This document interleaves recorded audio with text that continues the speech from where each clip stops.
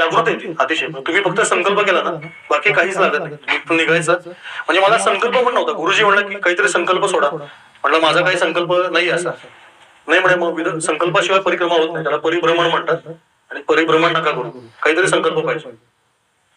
आता मी अल्पमती म्हणलं मी एक काम करू म्हणलं, नर्मदा मातेचा जो संकल्प आहे माझ्यासाठी तोच माझा संकल्प, असा संकल्प सोडा.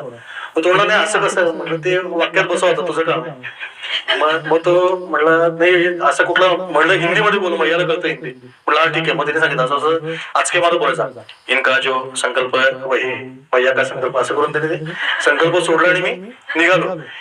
आणि म्हणजे 11 वगैरे वाजले होते दुपारचे. ते सगळं पूजा वगैरे होईपर्यंत कन्या पूजन वगैरे सगळं करायला लागतं. परत तेच कन्या पूजनासाठी माझ्याकडे खिशात रुपये नव्हता. त्या पंडिताला त्याला खिशात रुपये नव्हता. ते बरोबर पूजा संपेपर्यंत एक जण आला, बाबाजी 100 रुपये, ते 100 रुपये पंडिताला दिले. पंडित मोकळा. त्याच्यानंतर मग